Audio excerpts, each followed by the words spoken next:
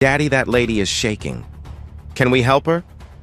Darius looked down at his daughter, then at the old woman hunched over on the bus stop bench. December rain was coming down sideways in Philadelphia, and the woman's thin jacket was soaked through. Her whole body trembled. He didn't think twice. He pulled off his coat, the only one he owned, walked over and wrapped it around her shoulders. His hands shook the moment he let go. Hands that were rough and calloused from cleaning chemicals at the hotel, from carrying trays at the restaurant, from being the only pair of hands his little girl had to hold.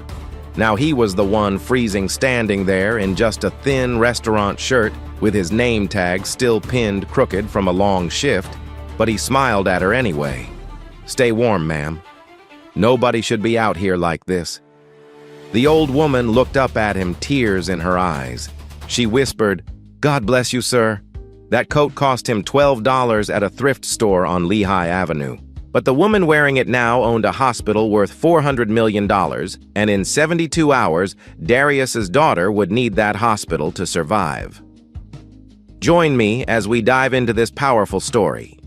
But before we do, I started this channel because I believe stories like these need to be heard. Stories about real kindness, real struggle, and the moments that remind us we're all connected. If you believe that too, hit that subscribe button. Like this video, share it with someone who needs it today.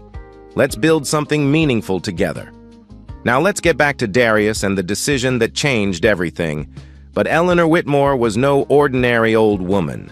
And that bus stop bench was the last place anyone would expect to find her. 2 hours earlier, Eleanor had been sitting at the head of a mahogany conference table on the 14th floor of Whitmore Medical Center, the hospital she built. The hospital with her name carved into the stone above the front entrance. 40 years ago, she'd started it with nothing but a small loan, a medical degree, and a promise she made to her dying mother. She'd passed from a heart condition that could have been treated if the family had money. They didn't. And Eleanor swore that no child, no family would ever go through what her family went through. Not if she could help it. Whitmore Medical Center grew into one of the top cardiac hospitals in the entire Mid-Atlantic region, a $400 million institution. Eleanor had poured her life into it. Every hallway, every operating room, every policy that said no child gets turned away. But tonight, the board wanted to sell. Medvance Health Group, a massive corporate chain out of Chicago, had put an offer on the table. The numbers were staggering.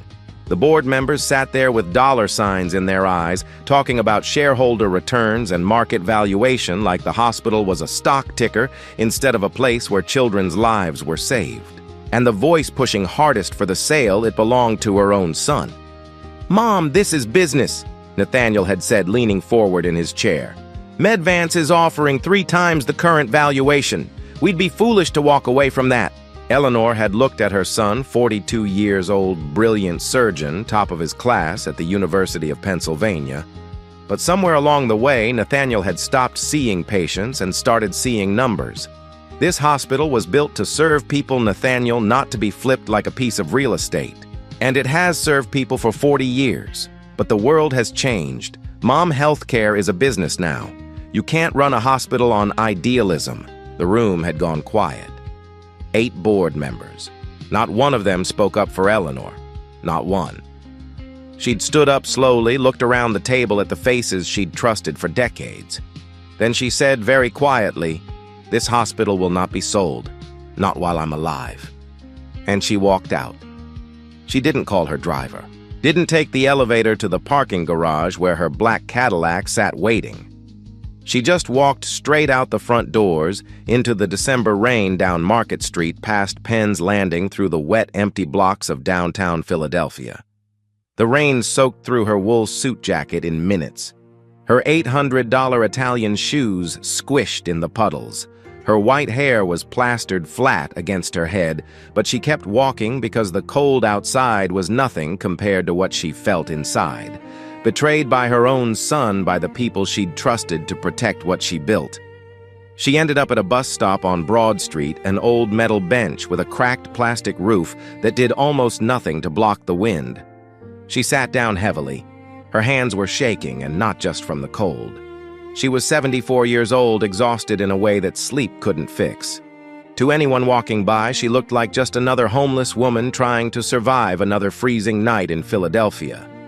Her soaked clothes hung heavy on her frame. Rain dripped from her chin. Her shoulders were hunched against the wind. And that's exactly how Darius found her. And here's something worth pausing on for just a moment. Eleanor had spent 40 years inside boardrooms and operating theaters, surrounded by people who knew her name. But it took being invisible, being mistaken for someone the world had forgotten, before she could see the world clearly again. Sometimes the people we walk past every day are the very ones holding the answer to a question we haven't even thought to ask. Now back to the story. But before we get to that moment, you need to understand who Darius Brooks was.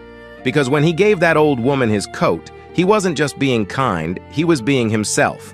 And his story is just as important as hers. Darius was 31 years old, a black single father raising a little girl in a city that wasn't always built to make his life easy. He worked 2 jobs. Monday through Friday, he cleaned rooms at the Liberty View Inn. Checkout at noon meant 12 rooms stripped, scrubbed, and reset before 3 o'clock. Then he'd take the number 7 bus across town to Mama Ruth's Kitchen, a small soul food restaurant on Girard Avenue, where he waited tables from 5 until close. On a good night, he made about $40 in tips. On a bad night, less than 20. He worked through back pain that started before sunrise and stayed past midnight. He worked through holidays. He worked through fevers he couldn't afford to treat. He lived in a studio apartment in North Philadelphia with his 7-year-old daughter, Amara. The apartment was small, 1 room, a kitchenette, and a bathroom with a shower that only ran hot for about 6 minutes, but it was theirs, and Darius kept it spotless. On the wall above the small kitchen table hung a framed photograph of a young woman with kind eyes and a soft smile. Tasha, Amara's mother. She had passed away from complications during childbirth when Amara was just 3 days old. Darius had been a father and a widower in the same week. He had been figuring it out ever since. Amara was the center of his universe, a bright, curious, talkative girl with a wide smile and eyes that never stopped moving.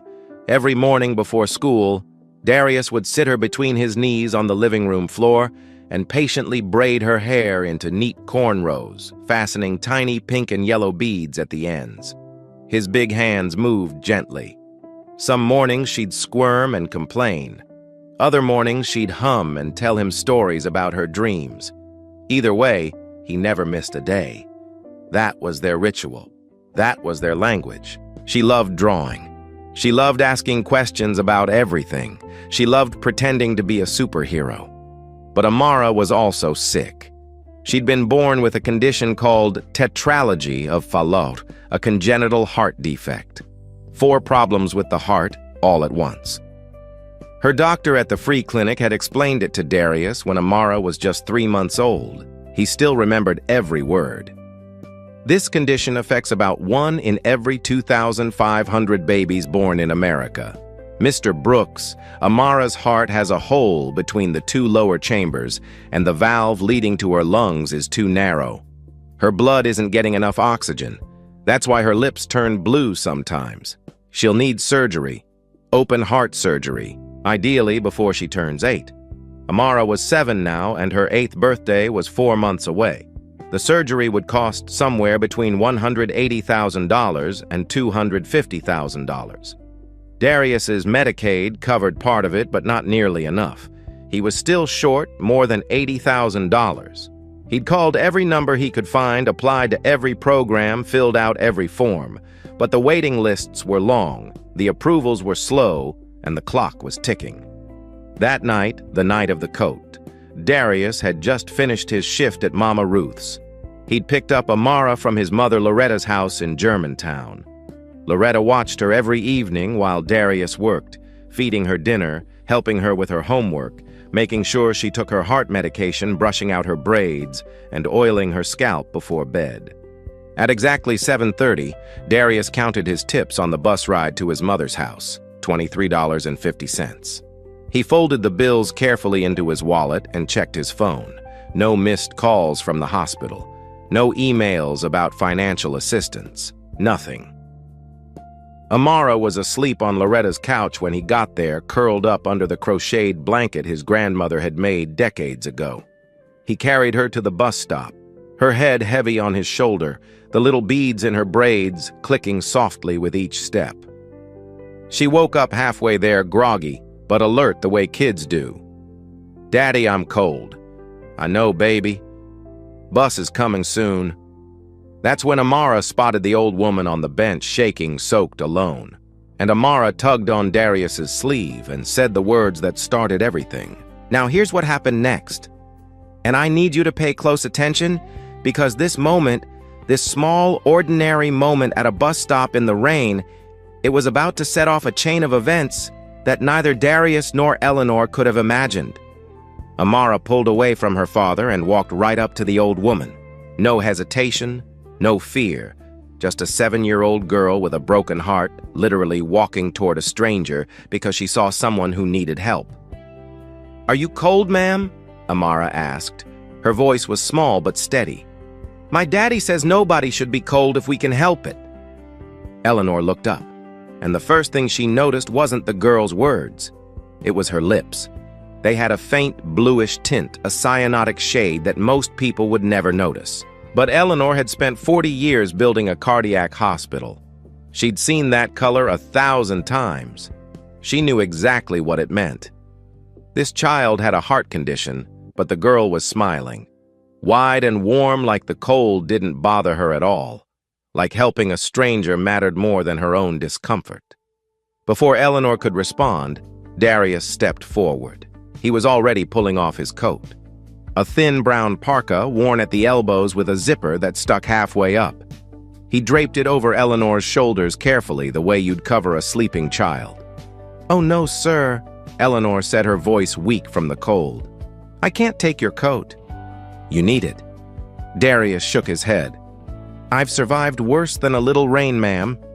You need it more than I do right now." His hands trembled as he pulled them back.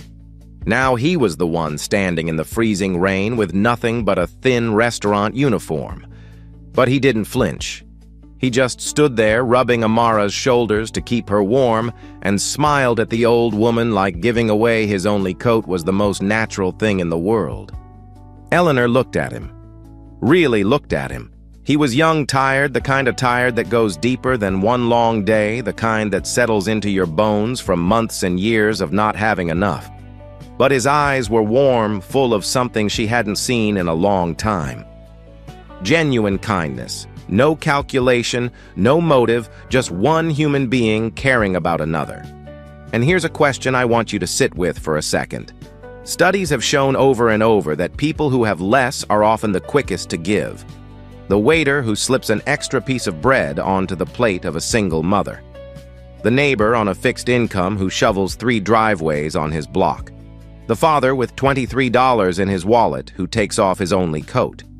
It isn't because they don't notice the cost.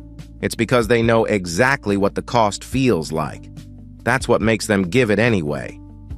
"God bless you, sir," she whispered. Darius nodded. "You stay warm, okay? There's a shelter on Spring Garden Street about 6 blocks north. They'll take you in tonight." Headlights appeared down the block. The number 7 bus rumbling toward them through the rain. Darius scooped Amara up and headed for the curb. "Bye!" Amara called out, waving over her father's shoulder. "I hope you get warm." The bus doors opened. They got on the doors closed. And Eleanor sat there alone on that bench, wearing a $12 coat that smelled like cooking oil and clean soap and the faintest hint of cocoa butter. She pulled it tighter around her shoulders. It was thin. It was worn. It was the warmest thing she'd felt in years. For the first time that night, Eleanor Whitmore smiled. But she wasn't just smiling because of the coat. She was thinking about those blue lips, that little girl with the bright eyes and the broken heart, and the father who gave away the only warmth he had because he saw someone who had less. Something shifted inside Eleanor. Something she thought the board meeting had killed for good. Hope. She pulled out her phone, the one she always carried but hadn't touched all evening, and made a single call. Margaret, it's Eleanor. I need you to look into something for me first thing tomorrow morning. A girl about 7 years old. Her father called her Amara. And before we move on to what happens next, let me leave you with something small to carry into the rest of this story. If you take nothing else from these opening minutes, take this. The smallest things we do in front of our children are the things they remember the longest. Amara walked up to that bench because she'd watched her father do it 100 times in smaller ways. Holding a door, sharing his lunch, slipping a few dollars to a neighbor who needed it more. Kindness isn't a lesson we teach with words. It's something children inherit by watching the people who love them. So if you ever doubt that the quiet sacrifices you make are seen, please know they are. Somewhere a little one is watching, and they are learning how to be human from you. Now let's continue. The next morning, Eleanor was at her desk before sunrise. She hadn't slept. Every time she closed her eyes, she saw that girl's face, those blue lips, that wide, fearless smile, and the father who gave away his only coat like it was nothing. At 6:15, she picked up her phone and called the one person she trusted more than anyone in the world. Margaret O'Brien had been the head nurse at Whitmore Medical Center for 28 years. She'd been there before the hospital had a second floor, before the parking garage, before the fancy lobby with the marble floors. She'd been there when it was just Eleanor and a handful of doctors working out of a converted warehouse on Walnut Street, stitching together a dream with duct tape and determination. Margaret picked up on the second ring.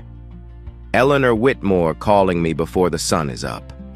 This better be important. I need you to look into something for me. A patient, a child. Her name is Amara, about 7 years old. Her father's name is Darius. I think they might be in our system. Margaret was quiet for a moment. This about last night. You sounded strange when you called.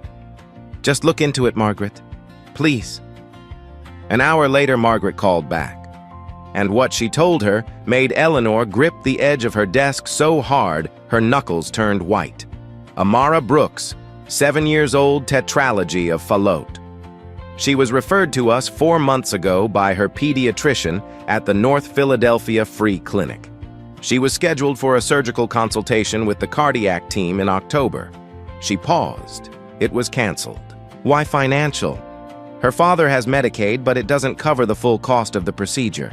The billing department flagged the case. They required a deposit of $40,000 before they'd move forward with the consultation. He couldn't pay. Eleanor closed her eyes. How many times did he call? 4 times. I pulled the phone records. He called 4 times over 6 weeks, asking for an extension, asking if there was a payment plan, asking if there was any way at all. Every time he was told the same thing. Without the deposit, they couldn't schedule the surgery.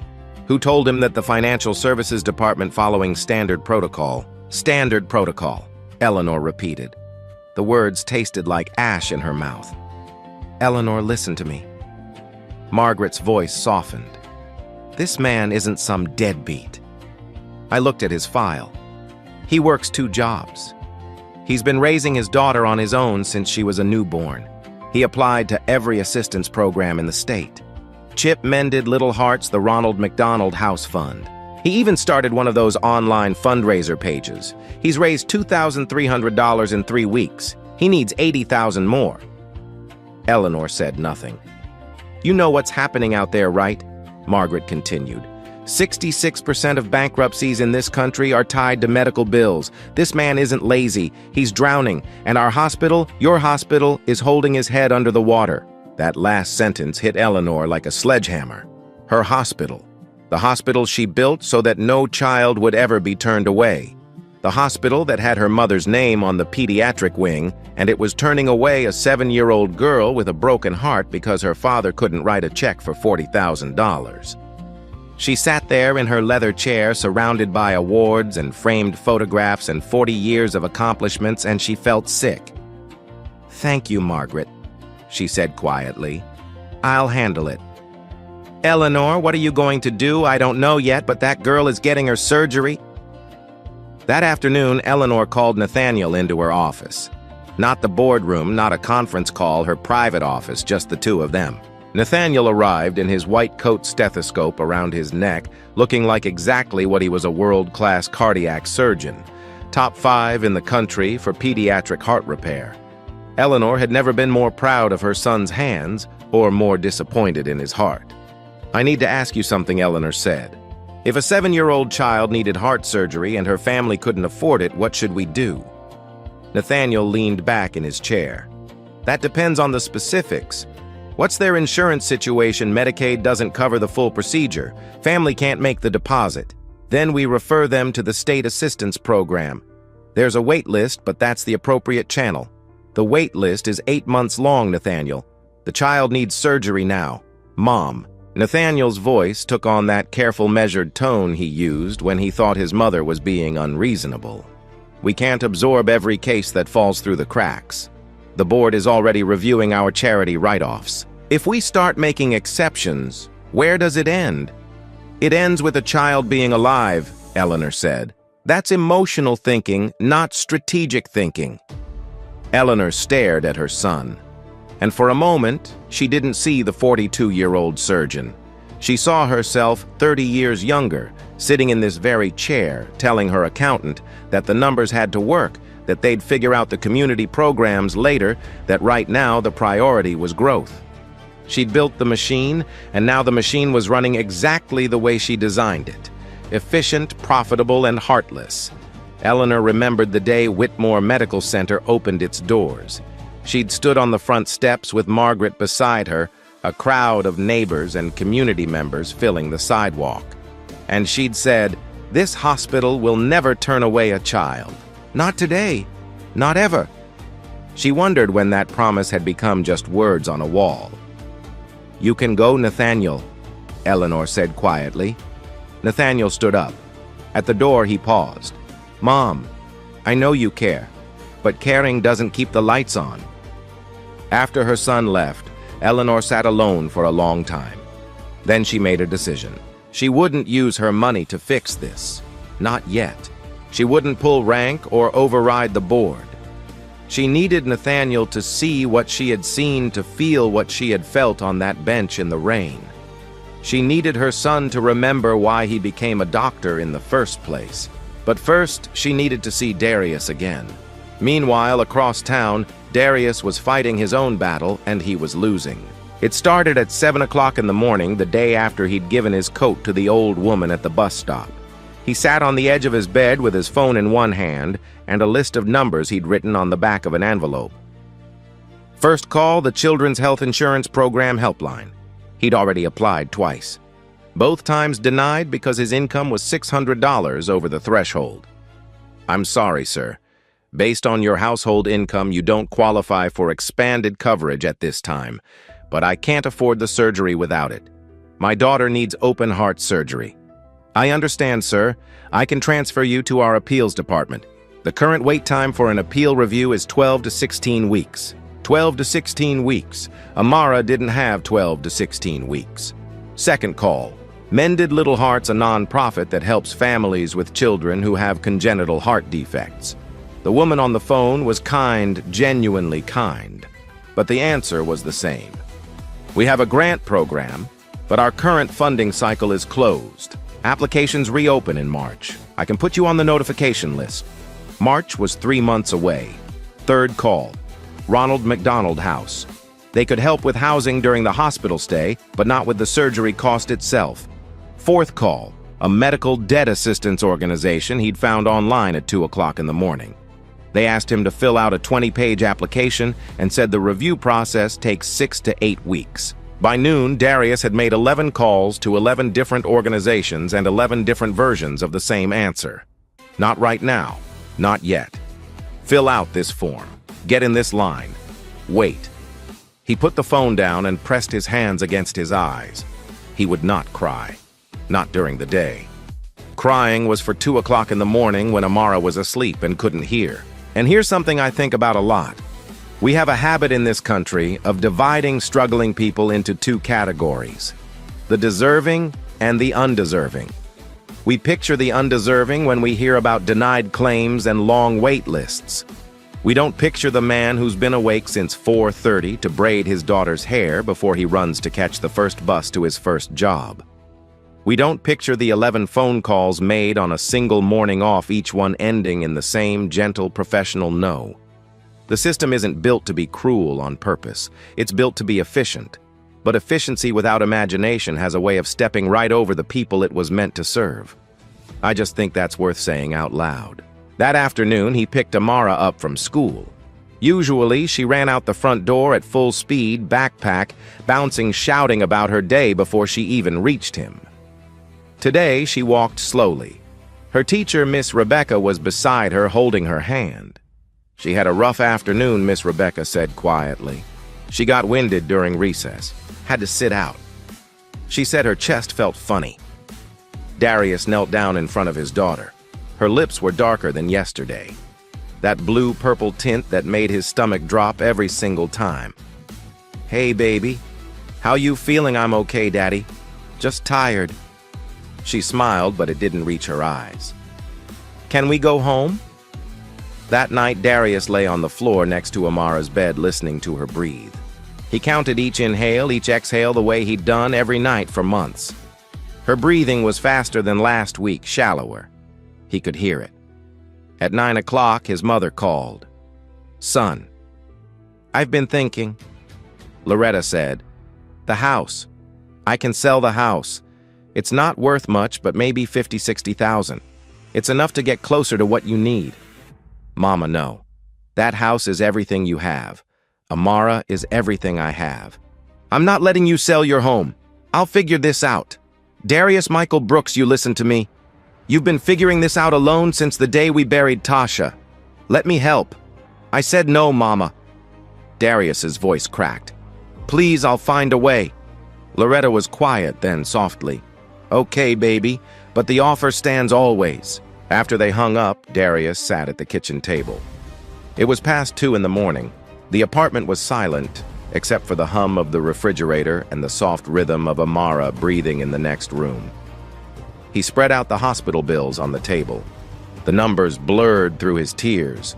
$2,300 raised on GoFundMe.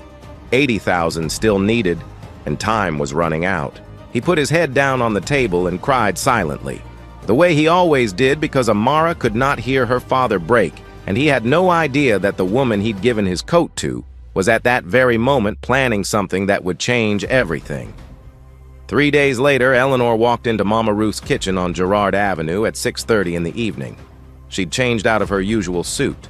Instead, she wore a simple gray sweater, plain slacks, and a flat cap pulled low over her forehead. No watch, no jewelry, nothing that would give her away. She looked like any retired woman out for a quiet dinner. Margaret had told her where Darius worked. She told herself she just wanted to see him one more time to confirm what she already felt. But the truth was, she needed to. Something about that man had gotten under her skin in a way nothing had in years. The restaurant was small, maybe 15 tables, half of them full. The smell of collard greens and fried chicken hit her the moment she walked in. It reminded her of her mother's kitchen. A lifetime ago, she sat at a corner table by the window and picked up the laminated menu. A moment later, Darius appeared. He was wearing the restaurant's uniform, a plain black shirt and an apron tied at the waist.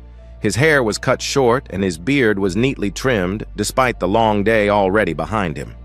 He looked tired, the same bone-deep tired she'd noticed at the bus stop. But he was smiling a real smile, the kind that costs effort when you're running on empty. "Good evening, ma'am. Welcome to Mama Ruth's. Can I get you something to drink?" Then he stopped. His eyes went wide. "Oh my God, you're the woman from the bus stop, the one from the other night." Eleanor smiled, guilty. "Are you okay? Did you find somewhere warm that night? I was worried about you." "I'm fine, sir. Better than fine, actually. That coat of yours saved me." Darius's face relaxed into relief. "I'm so glad. I kept thinking about you.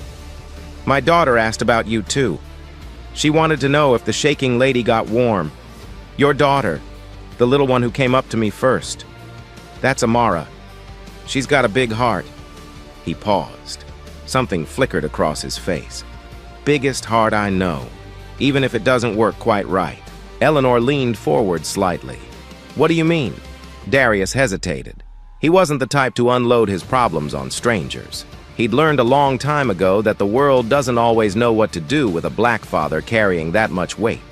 People sometimes assumed he wasn't around, or that he wasn't trying hard enough, or that someone else must really be in charge. He had stopped explaining himself a long time ago, but something about this old woman felt safe. Maybe because she'd been vulnerable in front of him first. Maybe because she reminded him of his grandmother. She has a heart condition, he said quietly. She was born with it. She needs surgery, but it's complicated. The cost as well, it's a lot. We're working on it. I'm sorry to hear that. She seemed like a strong girl. She's the toughest kid I know. His voice caught, just for a second. Then he straightened up and smiled again. She just needs a chance. That's all. Just a chance. Eleanor nodded slowly. I believe she'll get one. Can I get you the smothered pork chops? That's the special tonight. Miss Ruth makes them from scratch. They talked a little more while Darius brought her food. He checked on her between other tables, always moving, always working. Eleanor watched him. She noticed how he remembered every regular's name, how he refilled the sweet tea for the old couple in the corner without being asked, how he slipped an extra piece of cornbread onto the plate of an elderly woman eating alone. When a customer at table 4 snapped his fingers and complained that his food was cold, Darius apologized warmly and had a fresh plate out in 4 minutes. No attitude, no eye roll, just grace under pressure. When Eleanor finished her meal, she left a $100 bill folded under the edge of her plate. She stood up quietly, put on her cap, and headed for the door. She was halfway down the block when she heard footsteps behind her. Ma'am, wait. Darius caught up to her, slightly out of breath, holding the $100 bill. I think you made a mistake. You left a $100 bill. Your meal was only $14. Eleanor looked at him. This man who needed $80,000, who was drowning in medical debt, who probably hadn't bought himself anything in months, was chasing her down the street to return money she thought she'd left by accident. It's not a mistake, son, she said gently. You earned it, ma'am. I can't take this. It's too much. Then consider it a gift from a grateful old woman who was cold and alone and who met someone kind enough to care. Darius's eyes glistened. He opened his mouth to argue, then closed it. He folded the bill carefully and held it to his chest. Thank you, he whispered. You have no idea what this means. I think I do, Eleanor said softly. Take care of that girl. She's lucky to have you. She turned and walked away into the evening. Behind her, Darius stood on the sidewalk watching her go, holding a $100 bill like it was made of gold. He didn't know her name. He didn't know she owned the hospital that had turned his daughter away. He didn't know that what happened next would change his life forever. But Eleanor knew, and she was just getting started. 1 week later, everything fell apart. It was a Tuesday, 11:15 in the morning. Amara was sitting at her desk in Miss Rebecca's second-grade classroom at Roosevelt Elementary, coloring a picture of a rocket ship when she dropped her crayon. Her hand went to her chest, her face went gray, and then she slid sideways off her chair and hit the floor. Miss Rebecca screamed. 2 kids started crying. The school nurse was there in 90 seconds. She checked her pulse. It was racing irregular. Her lips were dark blue. Her skin was cold and clammy. She called 911. The ambulance arrived in 7 minutes. The paramedics loaded Amara onto a stretcher. She was conscious, but barely. Her eyes were open, glassy, unfocused. She kept whispering one word over and over. Daddy. The nearest hospital with a pediatric cardiac unit was Whitmore Medical Center. 8 minutes away. The ambulance tore through the streets of North Philadelphia with its sirens screaming. At 11:32, Darius's phone rang. He was on the 4th floor of the Liberty View Inn, stripping sheets off a king-size bedroom 412. He would remember that room number for the rest of his life. Mr. Brooks, this is Principal Hendricks at Roosevelt Elementary. Your daughter, Amara, collapsed in class. An ambulance has taken her to Whitmore Medical Center. You need to get here now. Darius dropped the sheets. He didn't grab his bag. He didn't clock out. He didn't tell his supervisor. He just ran down the hallway, down 4 flights of stairs, out the front door of the hotel, into the cold December air, still wearing his gray housekeeping uniform with the name tag pinned to his chest. He couldn't afford a cab. The bus would take 30 minutes. So he ran 6 blocks to the number 7 bus stop, caught the bus by seconds, rode it for 12 agonizing minutes, then ran another 3 blocks from the bus stop to the hospital entrance. He burst through the emergency room doors at 12:08, hair wild, chest heaving, eyes frantic. My daughter, Amara Brooks, she was brought in by ambulance. Where is she? A nurse led him down a long white hallway to the pediatric emergency unit, and there was Amara, his baby, lying on a hospital bed that looked too big for her small body wires attached to her chest, an IV line in her arm, an oxygen mask over her face monitors beeping in a steady mechanical rhythm. She looked so small, so fragile, like a leaf that the wind could carry away. One of her tiny braids had come loose from its bead. Darius noticed that detail before anything else. The little pink bead that had been there this morning was gone. And the smallest, strangest thought crossed his mind. He needed to fix her hair. He needed to be the daddy who fixed her hair. Darius grabbed her hand. It was cold. Baby, I'm here. Daddy's here. Amara's eyes fluttered open. She tried to smile beneath the oxygen mask. Her voice came out thin, barely a whisper. Daddy, don't cry. I'm okay. But she wasn't okay, and Darius knew it. Dr. Sullivan, the attending cardiologist, pulled Darius into the hallway 10 minutes later. He was a tall man with kind eyes and a voice that was clearly practiced at delivering bad news gently. Mr. Brooks, your daughter's condition has deteriorated significantly. The tetralogy of Fallot that was diagnosed earlier. It involves 4 structural defects in her heart. The hole between her ventricles, the narrowing of her pulmonary valve, the thickened right ventricle, and the displaced aorta. All 4 of these problems are now creating a critical situation. Her blood oxygen levels are dangerously low. What does that mean, Darius asked, though he already knew? It means she needs surgery, open heart surgery. We need to repair all 4 defects at once, and we need to do it within 48 hours. If we wait longer than that, the risk of cardiac arrest increases substantially. 48 hours, 2 days. That was all the time his daughter had left. The estimated cost of the procedure is approximately $220,000. Dr. Sullivan continued, I know that's a significant number, and I want you to know that our financial services team can work with you on options.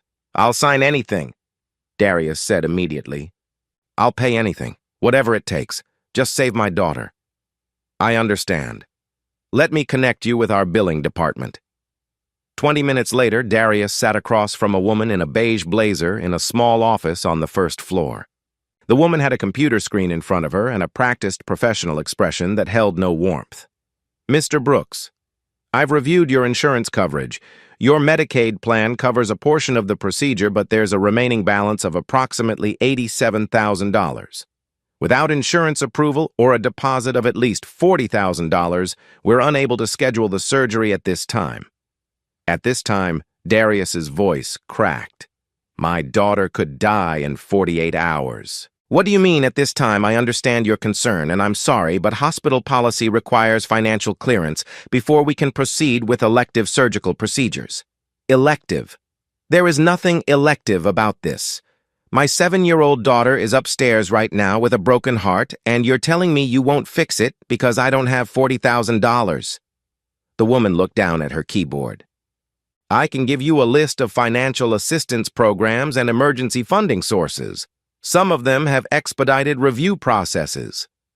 Darius stared at her. The fluorescent lights buzzed overhead. The clock on the wall ticked. And for the first time in 7 years of fighting, Darius had no idea what to do next. He walked back upstairs to Amara's room.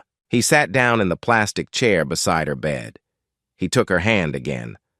Amara looked up at him. "Daddy, why are you sad?" "I'm not sad, baby. I'm just thinking about how much I love you." Amara smiled.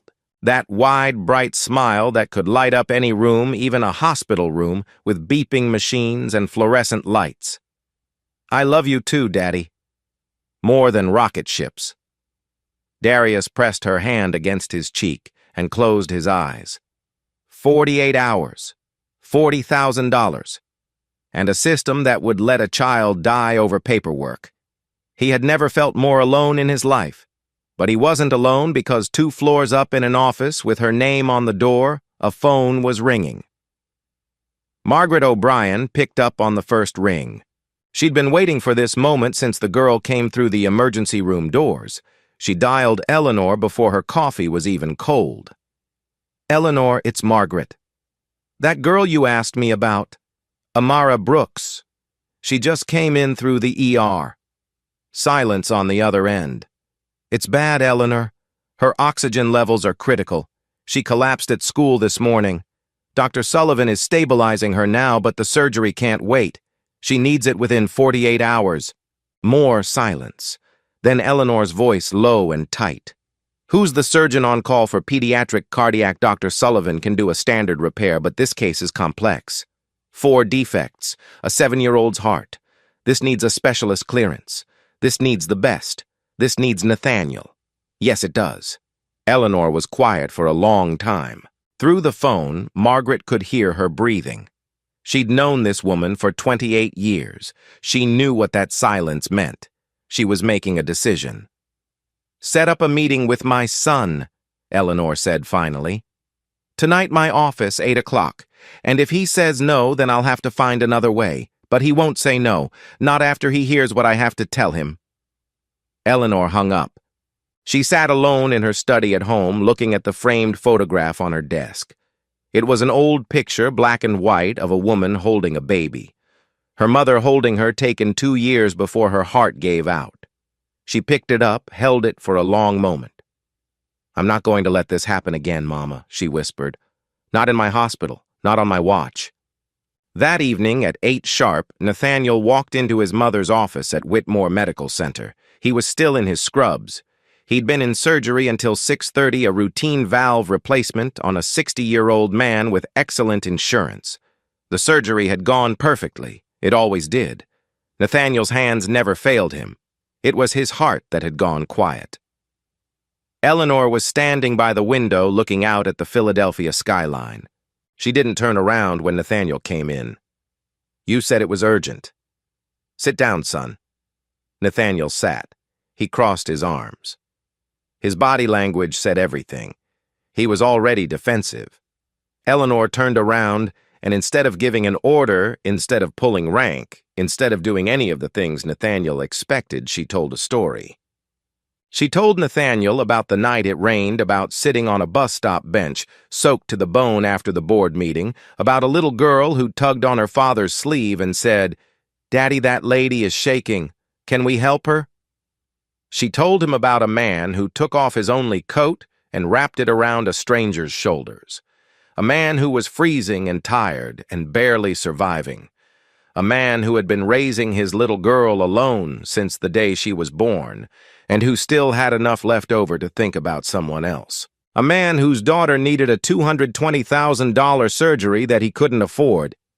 That man's daughter is in this hospital right now. Eleanor said room 314 pediatric cardiac unit. Amara Brooks, 7 years old, tetralogy of Fallot. She needs surgery in the next 48 hours or she will die. And the billing department told her father they can't schedule it without a $40,000 deposit. Nathaniel's jaw tightened. "Mom, I've heard this before. You can't fix the entire healthcare system by guilt-tripping me into doing free surgeries. I'm not trying to fix the entire healthcare system. I'm trying to save one girl. And what about the next one and the one after that? Where does it stop?" Eleanor leaned forward. "When you were 12 years old, you told me you wanted to be a heart surgeon. Do you remember what you said when I asked you why Nathaniel said nothing? You said because I want to fix what's broken inside people. Mom, not just their hearts, everything. Nathaniel's face flickered just for a second. Something moved behind his eyes. That was a kid talking. He said, "The real world doesn't work that way." Then why does a 7-year-old girl have to die because the real world doesn't work that way? The room went silent. The clock ticked on the wall. Neither of them moved. "You're guilt-tripping me," Nathaniel said, but his voice had lost its edge. "No, I'm reminding you who you are." You took an oath, Nathaniel. You stood in front of your professors and your classmates, and you swore to do no harm. You swore to put the patient first, not the billing department, not the board of directors, the patient. You think I don't know that Nathaniel's voice rose. You think I don't think about it. Every single day I became a doctor to help people, Mom, but this hospital runs on money, and every charity case we take on is another argument with the board. Another fight I have to have. I'm tired of fighting. Then stop fighting the board, Eleanor said quietly, and start fighting for the girl. Nathaniel stood up, his chair scraped against the floor. He walked to the door, put his hand on the handle. "Room 314, he said without turning around. Room 314. Nathaniel opened the door and walked out. He didn't say yes, but he didn't say no. And Eleanor sat there, her hands clasped together, hoping that somewhere inside her brilliant, stubborn, broken son, there was still a 12-year-old boy who wanted to fix what was broken. Before we go further, let me say one thing about this part of the story, because I think a lot of us know it personally. We rarely lose the people we love in a single moment. We lose them slowly, one compromise at a time. Nathaniel didn't wake up one morning and decide to stop seeing patients as people. He just got tired.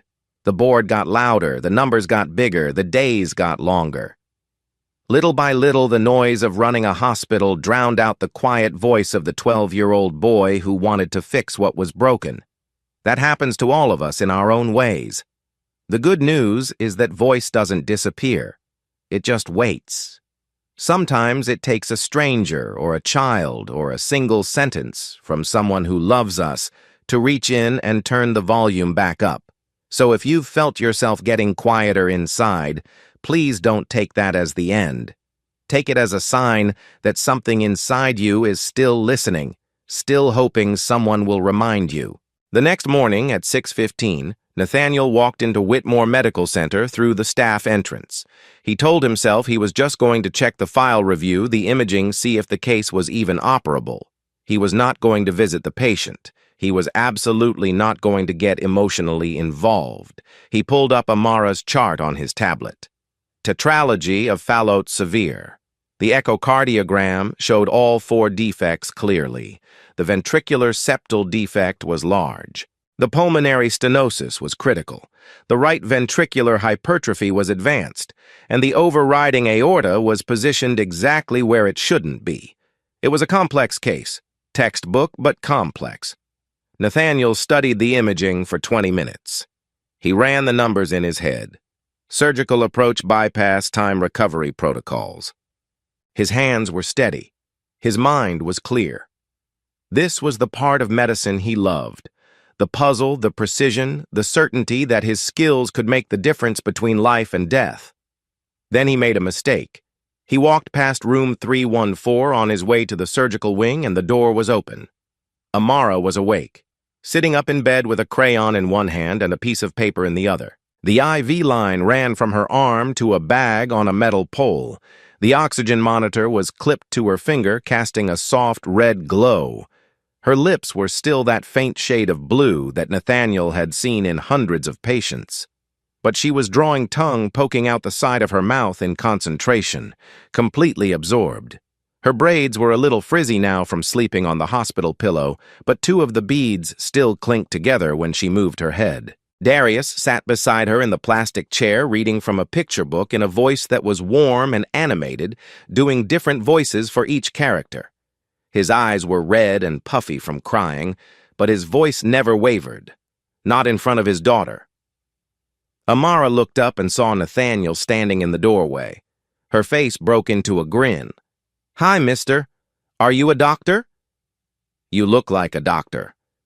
Nathaniel hesitated. He should keep walking. He should review the file from his office. He should not do this.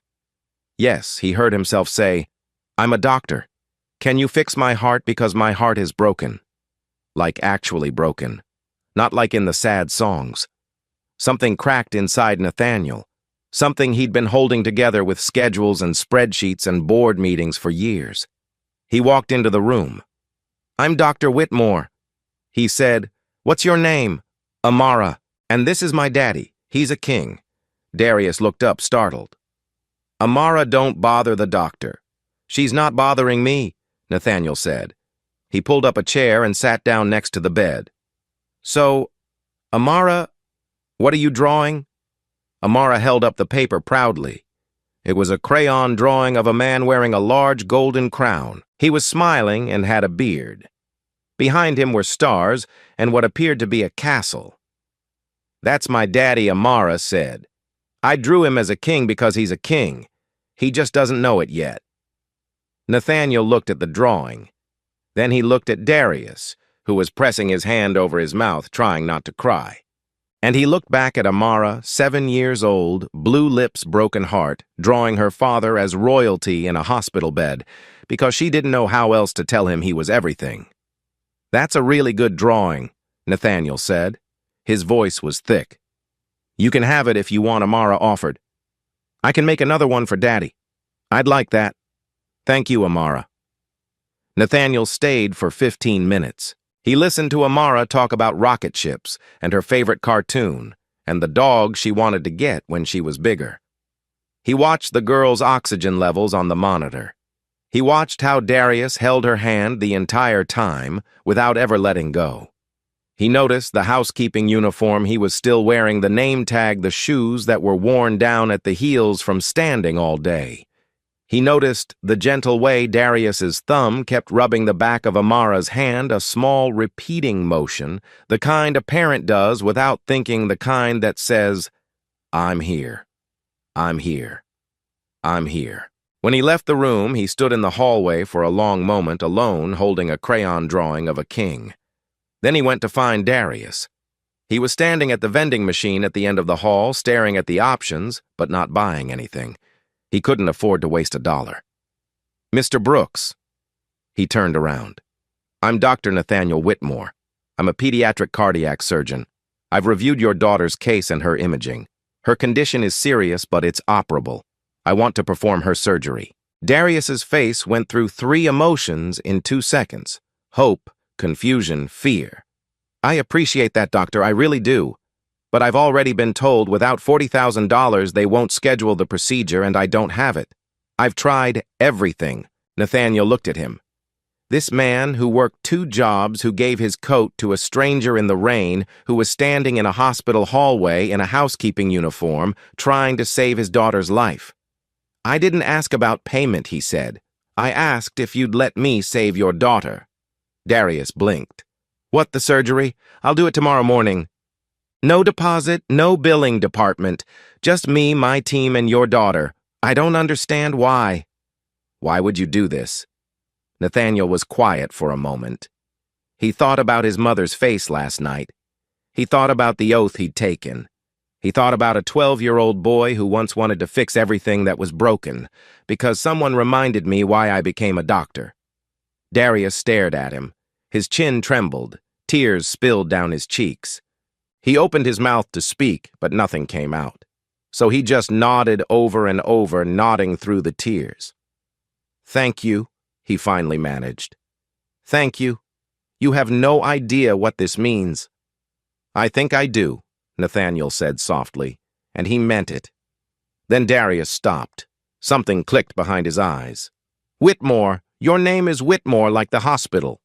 "Yes, my mother built this place." Darius looked at him for a long moment. Something flickered across his face, a shadow of recognition, a question forming, but it didn't fully take shape. "Not yet." "Your mother must be a good woman," he said. Nathaniel thought about his mother sitting alone in her office, begging her son to remember who he was. "She is," Nathaniel said quietly. "She really is." And before we move into what happens next, I want to leave you with one small thought as we close out this part of the story.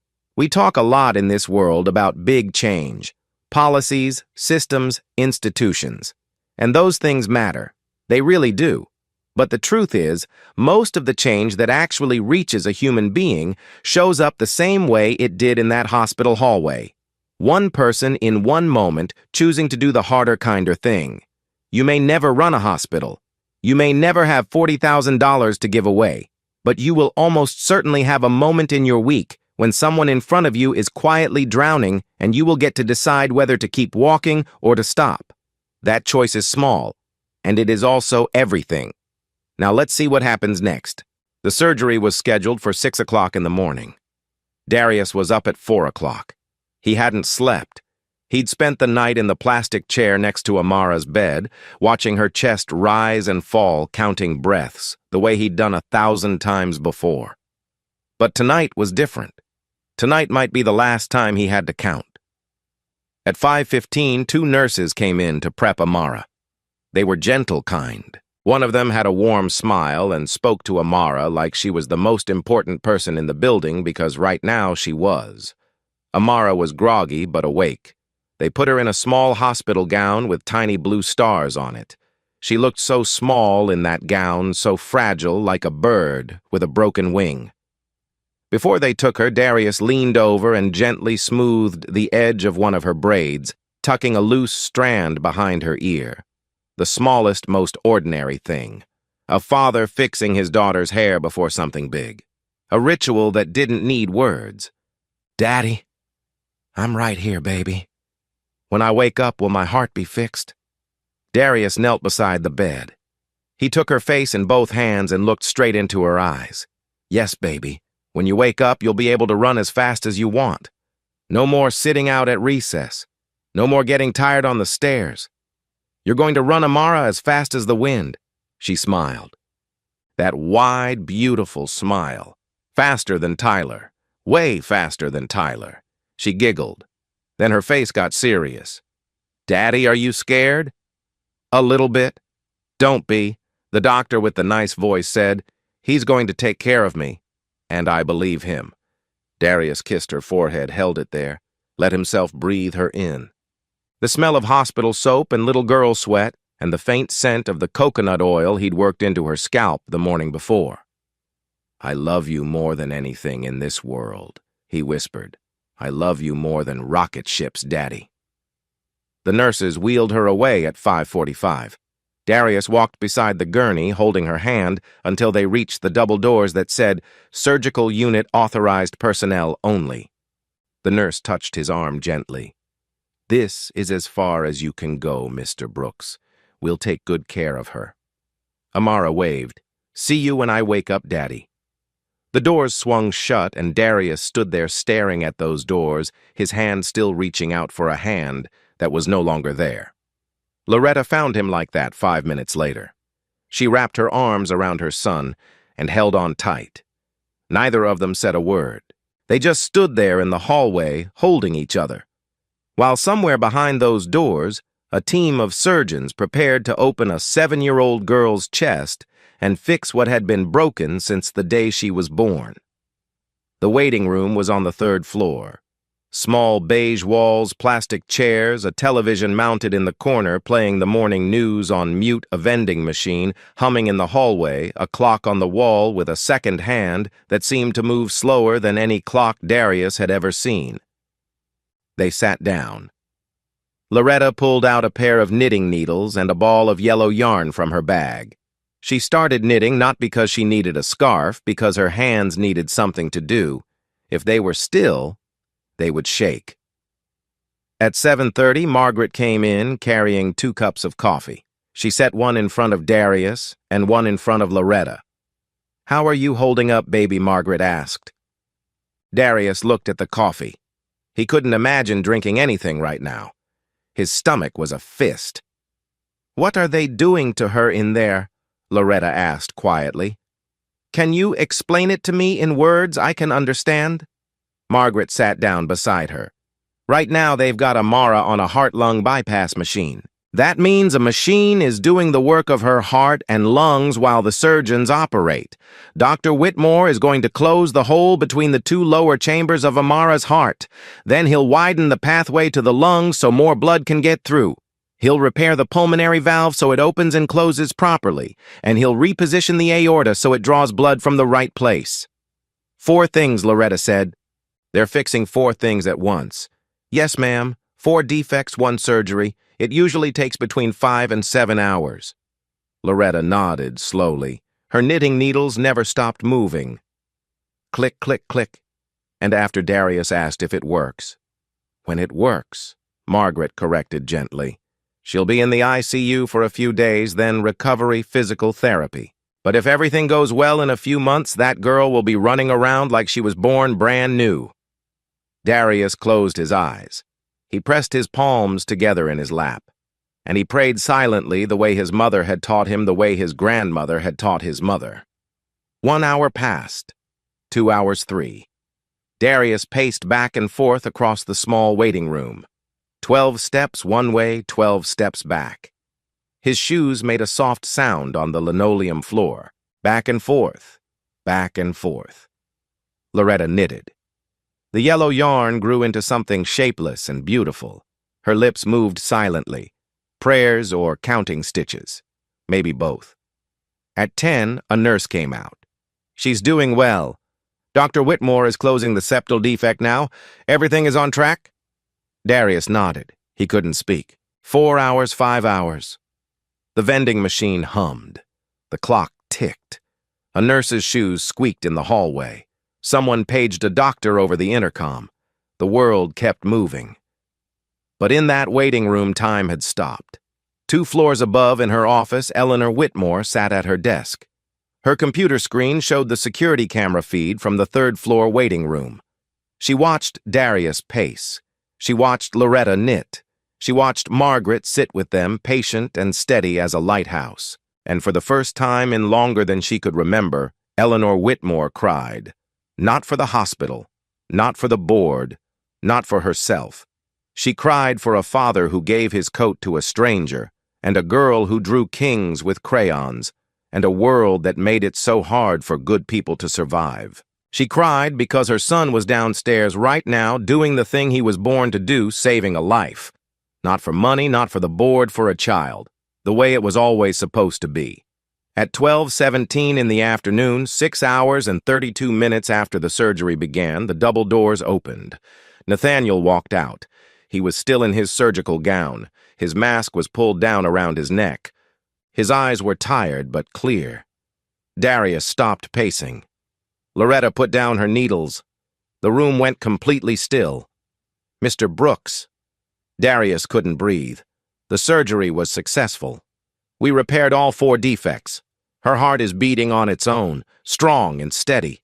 Amara is going to be okay. For a moment, nothing happened. The words hung in the air like they needed time to become real. Then Darius's knees buckled. Loretta caught him, and they held each other sobbing right there in the middle of that beige waiting room with the muted television and the humming vending machine crying so hard that a nurse passing by in the hallway stopped and pressed her hand to her chest. Darius pulled away from his mother and reached for Nathaniel's hand. He took it in both of his and held it tight. "Thank you," he said, his voice broken and beautiful. "Thank you for giving my daughter a chance." Nathaniel looked at him, and something in his face was different. Softer, more open, like a window that had been shut for years, had finally cracked open. "She gave me something, too," Nathaniel said quietly. "She reminded me why this work matters." Margaret stood in the corner watching. She didn't say a word. She just smiled and wiped her eyes. An hour later, they let Darius into the ICU. Amara was asleep. Tubes ran from her arms and chest. An oxygen line sat beneath her nose. Wires connected her to a monitor that beeped softly with each heartbeat. But this time, the rhythm was different. It was steady, even strong. For the first time in 7 years, Amara Brooks's heart was beating the way it was supposed to. Darius sat beside her. He took her small hand in his. He didn't speak. He just listened to the monitor. That steady, beautiful beep. The sound of his daughter's heart finally whole. 3 days later, Amara was sitting up in bed eating orange Jell-O and complaining that the hospital gown was itchy. Her color was better. Her lips were pink. Actually, pink. Darius kept staring at them, amazed, like he was seeing his daughter for the first time. That afternoon, a nurse came in and told Darius that someone wanted to meet him, a donor who had covered the full cost of Amara's surgery. A donor. Darius frowned. I didn't know anyone was paying for this. I thought Dr. Whitmore arranged it through the hospital. The benefactor would like to explain in person. Conference room B, 4th floor. Whenever you're ready. Darius kissed Amara's forehead, told Loretta to stay with her, and took the elevator to the 4th floor. He smoothed down his hair, straightened his clothes. He was still wearing the same jeans and sweater he'd been living in for 3 days. He pushed open the door to conference room B. A woman sat at the far end of the table. She was wearing a dark blue suit, perfectly pressed silver earrings. Her white hair was neatly combed. She had deep, brown eyes. And when she looked up at him, those eyes held something complicated. Gratitude, guilt, hope. Darius recognized her instantly. "You," he whispered. "You're the woman from the bus stop." Eleanor Whitmore stood up slowly. "Yes, and I owe you an explanation." Darius didn't sit down. He stood in the doorway, his hands still on the door handle like he might need to leave at any moment. "My name is Eleanor Whitmore. I'm the founder of this hospital." The room tilted. Darius felt like the floor had shifted beneath his feet. That night at the bus stop, Eleanor continued, "I wasn't pretending to be someone I'm not. I was at the lowest point of my life. I just walked out of a board meeting where my own son, my own flesh and blood told me that saving this hospital's mission wasn't worth the financial cost. I was angry. I was heartbroken. I walked out into the rain because I didn't know where else to go." She paused. "And then a little girl tugged on her father's sleeve and asked if they could help me." Darius's jaw tightened. He was listening, but his eyes were guarded. "You gave me your coat, your only coat in December in the rain, and you didn't know who I was. You didn't know I could do anything for you. You just saw a woman who was cold and you helped her." And then Darius asked. His voice was steady. "What happened after that? I found out who you were. I found out about Amara, about her condition, and I discovered that my hospital, the hospital I built to serve families like yours, had turned your daughter away because of a billing policy." "You arranged all of this," Darius said. "Not a question, a statement, the surgery, Nathaniel, all of it. I asked my son to do what he was trained to do, what he was called to do. But Darius, I didn't make him care. He walked into that room and saw your daughter and something changed in him. That was real." Darius was quiet for a long time. He walked to the window and looked out at the Philadelphia skyline, the river, the buildings, the streets where he'd spent his whole life struggling. "I'm grateful," he said finally. "I'll be grateful every day for the rest of my life that my daughter is alive, that her heart is beating, that she's going to grow up." He turned around. "But Ms. Whitmore, what about the next father? The one who doesn't happen to give his coat to a billionaire, the one sitting in that waiting room right now with the same bills I had and no one who knows his name, what happens to him?" The question landed on Eleanor like a stone dropped into still water. She opened her mouth, then closed it because he was right and she knew it. That, Eleanor said quietly, is exactly what I've been asking myself, and I think I finally have an answer. 1 week later, Eleanor called an emergency meeting of the Whitmore Medical Center Board of Directors. Every seat at the long conference table was filled. Nathaniel sat to his mother's right. For the first time in years, they were on the same side of the table. Eleanor stood at the head of the room. She didn't use notes. She didn't use a presentation. She just spoke. 40 years ago, I built this hospital because my mother died of a heart condition that could have been treated if our family had money. I stood on the front steps on opening day and I made a promise. This hospital will never turn away a child. I broke that promise.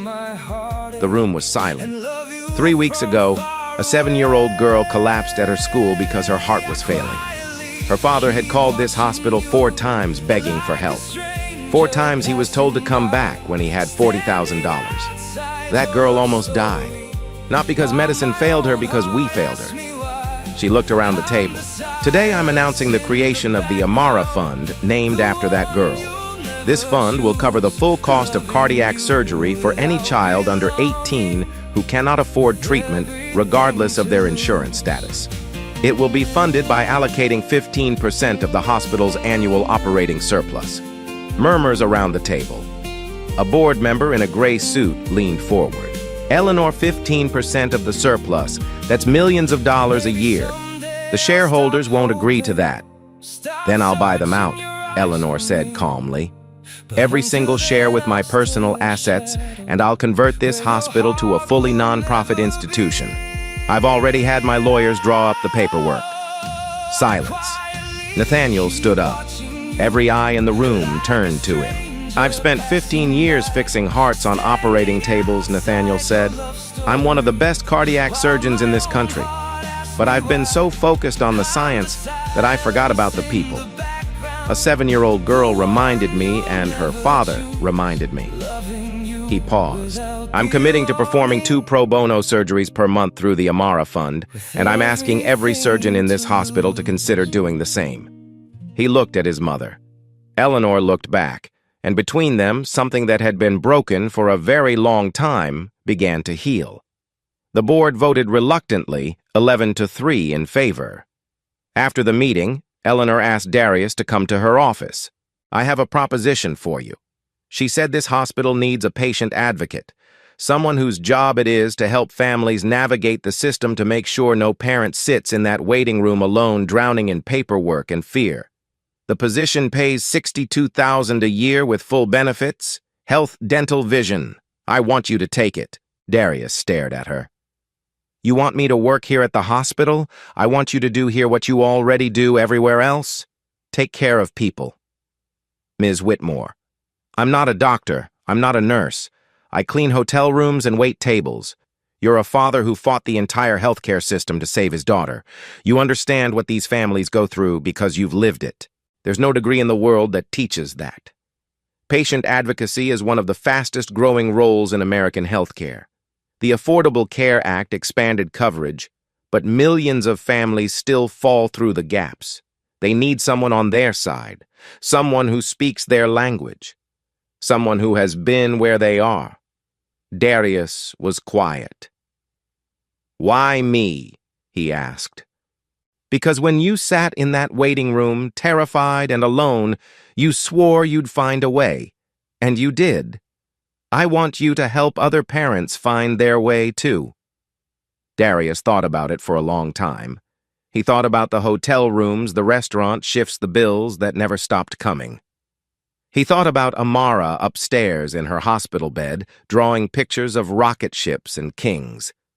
And he thought about the woman in the billing office, the one in the beige blazer, who had looked at her computer screen and said without a deposit of at least $40,000. We can't schedule the surgery at this time. And how in that moment, Darius had felt more alone than he had ever felt in his life. I'll do it, he said. Not because of the money, because I know what it feels like to sit in that waiting room alone. And no one should have to feel that. Eleanor smiled, a real smile, the kind that came from somewhere deep. Welcome to Whitmore Medical Center, Darius. 1 year later, Amara Brooks was 8 years old, and she was running. Not jogging, not walking fast, running full speed arms, pumping legs, flying across the schoolyard at Roosevelt Elementary, chasing Tyler Anderson in a race that she had been waiting her entire life to run.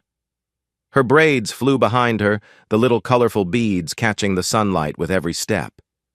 She crossed the finish line first. She threw her hands in the air. She wasn't even out of breath. Miss Rebecca stood on the sideline, pressing her hand to her mouth. She remembered the day she'd collapsed in her classroom. She remembered calling 911. She remembered thinking she might never see that smile again.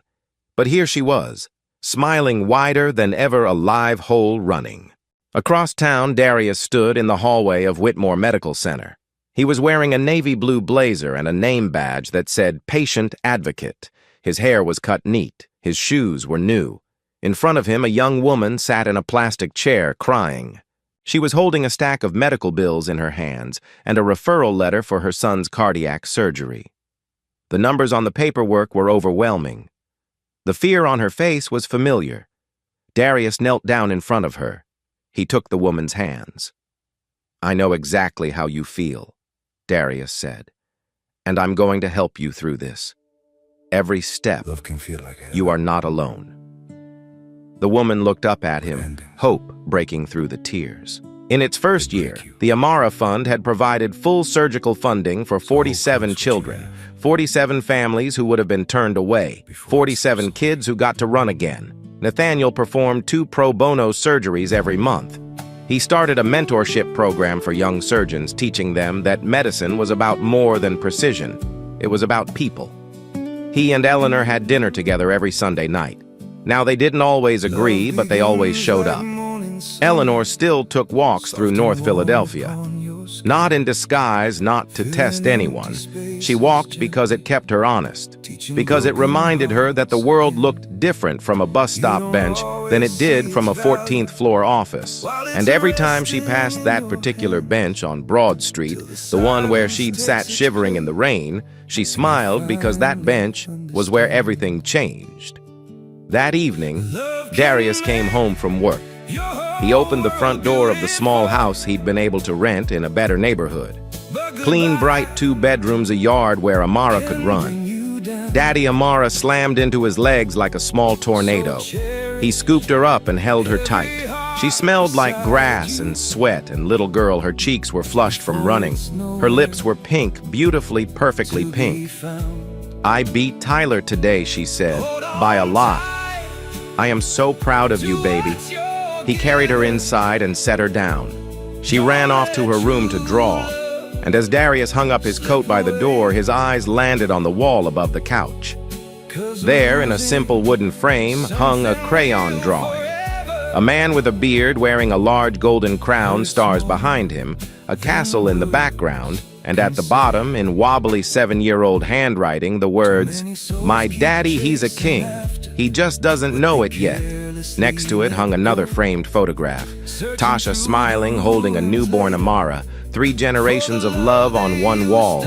Darius stood there for a moment looking at that drawing, and he thought about everything that had happened.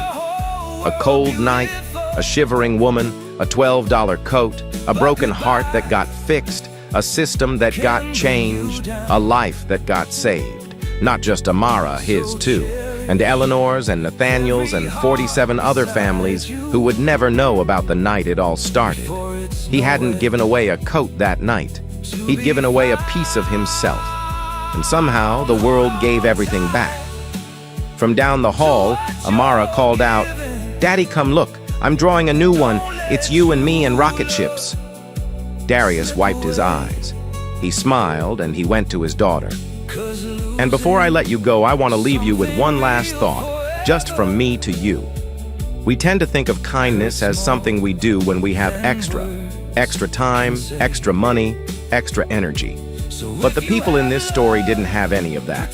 Darius didn't have an extra coat. Eleanor didn't have an extra ounce of strength left.